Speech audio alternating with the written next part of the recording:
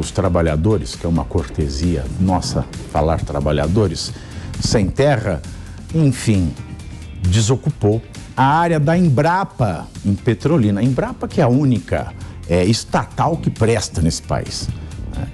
O Petrolina, para quem não sabe, fica no sul de Pernambuco, estado natal de Lula, estado natal de Virgulino Lampião, né?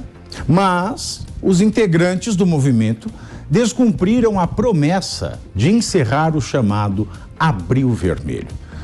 Após negociações com o governo Lula e ontem, invadiram mais 3 fazendas na Bahia. O MST diz que são terras improdutivas. O Planalto já cedeu cargos no INCRA, prometeu verbas e arrecadação de terras para assentar famílias do movimento. Mas as invasões continuam.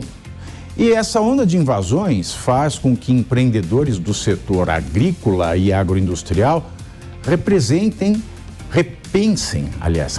seus investimentos no país, obviamente. O argumento do corte na criação de empregos pode ser usado para pressionar o governo Lula na condução do caso. Empresários do setor também alertam que as invasões do MST devem aumentar a divisão no Brasil e, assim, desgastando o governo com o agronegócio, que a relação já não é às mil maravilhas, né? O agronegócio foi chamado de fascista, o agronegócio só não foi chamado, não é, de filho da pauta, porque nem de filho da pátria, que do resto ele foi chamado de absolutamente tudo. Ontem a Carol Curimbaba estava conosco no programa Tá na Roda, o nosso dominical aqui da Jovem Pan News, né? Aliás, ontem foi um belo programa das 14 às 18 horas e nós debatemos sobre esse assunto, inclusive com um deputado estadual paulista que é ligado, estava com a bandeira do MST ao fundo, né? E toda vez que a gente entra nesta discussão do MST, a grande pergunta que fica ao brasileiro é: tem crime numa invasão? Tem crime numa invasão. Mas a discussão, ela sempre descamba, né, Carol? As pessoas, elas se esquecem do pequeno detalhe. Não importa se a terra é improdutiva ou não. E no caso dessas invasões, a invasão da Suzano, da própria Embrapa, não são. Todo mundo sabe que não é terra improdutiva, ponto 1. Todo mundo ouve a liderança do MST dizendo o seguinte: nós estamos ocupando para forçar o governo federal a nomear quem a gente quer para o INCRA.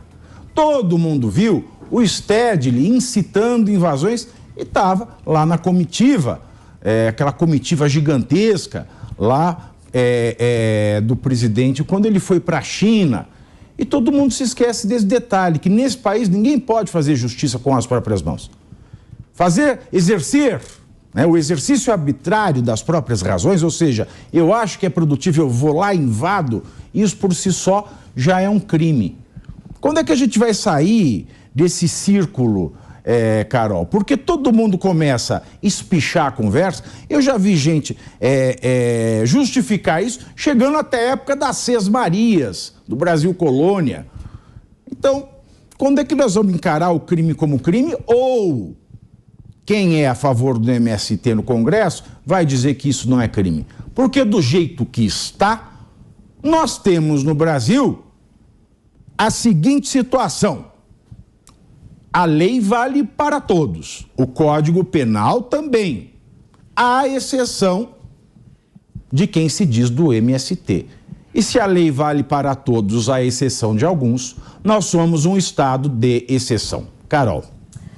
Boa tarde, Pavinato, meus amigos da mesa da produção e vocês que nos acompanham. Ontem o debate foi quente, né, Pavinato? Eu tô até meio sem voz. Mas é temeroso a gente ver a situação que está acontecendo, porque nós percebemos que o governo não está atuando para brecar. E mesmo assim, mesmo sabendo que essas invasões estão, inclusive, prejudicando a atuação do governo, eu vejo o Lula muito mais numa saia justa hoje, porque até como o deputado nos falou ontem, né, Pavinato, o Lula é parceiro do MST. Exatamente, com todas as letras, exatamente, 3 vezes. Exatamente, nem imaginei que ele fosse ser tão claro assim. Ele explícito, né? Foi totalmente. é parceiro e assim, só que essas invasões estão prejudicando porque o movimento está perdendo força política, porque mesmo quem é de uma certa esquerda aí mais moderada já está vendo que não está fazendo bem, né, para o país. E o que me indigna, Pavinato, é, mais uma vez, alguém justificando um erro, cometendo outro erro. E também eles querem dizer o que é uma terra produtiva. Chegaram ao cúmulo de dizer que quem não produz alimento, porque o agronegócio é muito além do que só produção de alimentos, né? Nós produzimos madeira, papel, celulose, borracha, enfim, muitas outras coisas. E eles falam, se não produz alimento, é uma terra improdutiva. A cada hora é uma desculpa esfarrapada para, mais uma vez, manipular as famílias vulneráveis que estão ali, sim, precisando de um suporte do governo. E eles conseguirem fazer um movimento que é muito mais político, e já foi dito pelos líderes, inclusive pelo Stedley, que é um movimento político. Eles querem cargos políticos, eles querem, inclusive, mudar a diretriz econômica do país. Mas é o Estado que vai dizer o que é uma terra produtiva ou não. E é o Estado que deveria estar fazendo um papel de segurança para proteger os produtores rurais, que não tem nada a ver com essa história. Ontem mesmo eu disse aqui que eu tenho muitos amigos agropecuaristas que estão pavorosos, estão se unindo sim para se proteger um ao outro, porque eles estão sentindo completa ausência do Estado. O Lula criou um ministério para a reforma agrária. E não estou dizendo que a reforma agrária não é algo que tem que ser discutido. Tem sim que ser discutido, até porque, no meu entender, não é um programa social o mais eficiente, pelo custo que é da terra, pelo custo que é para você dar capacitação para aquele povo, para aquela família, para você dar crédito para eles comprarem máquina. Hoje em dia, o agronegócio só é lucrativo se você investe muito em tecnologia. Então, acaba que você acaba dando uma bomba na mão daquelas famílias. Tem outros programas sociais muito mais eficientes.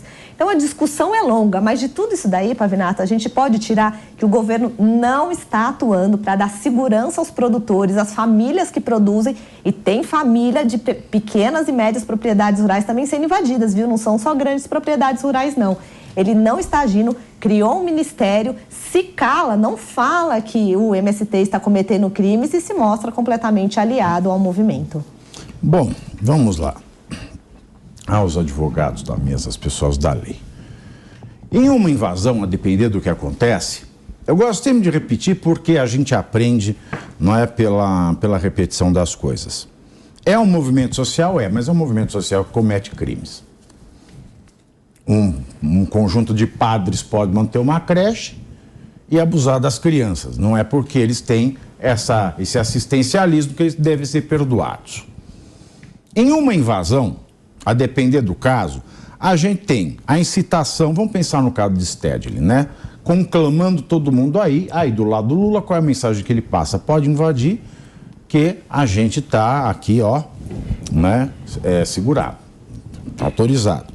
Incitação, associação criminosa, de mais de 3 pessoas, que é um crime que muita gente do 8 de janeiro está respondendo.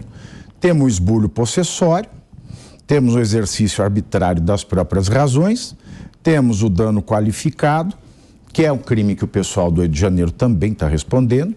Temos aí o dano ao patrimônio público, temos periclitação da vida, porque uma vez que você leva pessoas para fazer uma invasão e o proprietário pode reagir, inclusive com armas, se ele tiver porte e posse, você está colocando em risco a integridade física e a vida das pessoas. Isso é um tipo penal.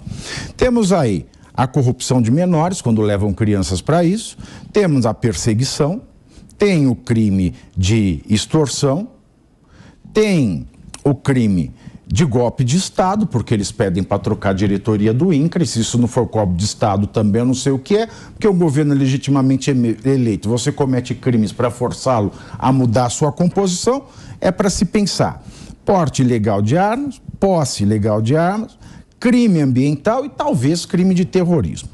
Nós temos 15 crimes. Quem está lá em Brasília está dividido nessas categorias. Associação criminosa a todos e incitação a animosidade do Exército. São 2 crimes. Outros têm associação, incitação e tem o dano qualificado ao patrimônio público. 3 crimes.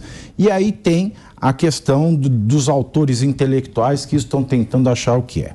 Bom, desses 3 grupos que estão do 8 de janeiro, um grupo cometeu 2, um grupo cometeu 3, um grupo cometeu 1.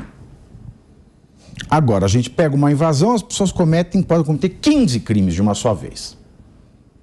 Como é que a gente justifica a leniência, a tolerância do governo diante disso e quer quase que a pena de morte diante do 8 de janeiro? A minha posição é a seguinte: todo mundo que comete crime tem que ser processado e julgado, e se for condenado, tem que cumprir a sua condenação. A palavra é sua. Bom, primeiro eu queria agradecer o convite, a minha estreia aqui com os nobres... Seja bem-vindo. Companheiras e companheiros, agradeço muito pelo convite. Bom, o problema das terras no Brasil é um problema histórico, enfim, acho que vocês já discutiram isso bastante, né? Mas me parece que o esforço do MST é, na verdade, pressionar mais o governo que necessariamente ocupar as terras ao ponto de destruir o que está por lá. Lógico que há destruição de cercas, às vezes de uma sede ou outra, mas eu não acredito que possa ser comparado a um golpe de Estado, né? Isso porque há uma diferença gigante entre o que os bolsonaristas fizeram no dia 8 de janeiro, que foi uma tentativa, né, de ocupar, sim, espaços públicos, destituir o governo, inclusive pediram, né, algum grau de apoio, né, de forças militares. Aí quando a líder do MST diz o seguinte: nós estamos ocupando esta na Bahia porque nós queremos mudar toda a diretoria do INCRA. Qual é a diferença? Mas a diferença é que o Ministério não é o Estado, ele faz parte do Estado, né? Isso são coisas diferentes, né? A ideia do 8 de janeiro era derrubar um governo eleito, né? E os ministérios, eles podem ser substituídos. Não, o governo também não é o Estado. Enfim, mas enquanto representante legítimo eleito era, né? Essa é a grande questão.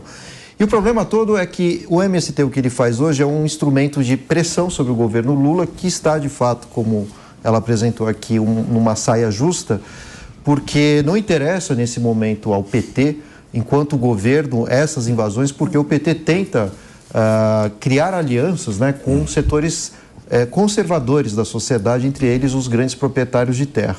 Então o Lula, ao mesmo tempo, não consegue atacar o MST, porque isso é dar um tiro no próprio pé, isso significa perder uma parte da base, que é muito importante para ele, mas também não chega ao ponto, né, de dizer um não absoluto ao MST, uma vez que há no programa do PT uma tentativa de reforma agrária. O problema é como isso vai ser feito, né, porque a gente tem um longo problema, né, da história brasileira a respeito da propriedade privada, já que mesmo o governo Bolsonaro, historicamente, outros tantos governos tiveram problemas de invasões de terras indígenas, grilagem de terrenos, enfim. Então, o problema da terra brasileira é muito complicado em função do fato de que existe uma pequena minoria que detém grandes extensões de terras e, de fato, o Brasil nunca pensou a fundo, né, a questão da terra, a não ser com pequenas reformas como essa da reforma agrária, que o Fernando Henrique Cardoso conseguiu levar bastante adiante, o próprio governo Lula, mas isso gera mil discussões sobre o que é ou não uma terra improdutiva, né? E a gente tem problemas de terras que, apesar de serem produtivas, muitas vezes desmatam bastante, são responsáveis por danos ambientais. Outras terras que foram ocupadas com títulos de propriedade privada cedidas por governos que muitas vezes estavam direcionados com conflitos de interesse aos grandes proprietários. Então, de fato, é necessário fazer uma revisão histórica a respeito de como essas terras foram adquiridas. E, claro, se elas não geram emprego, se elas apenas estão à mercê da especulação, aí sim a lei brasileira impõe a necessidade de reforma agrária. Não foi o que aconteceu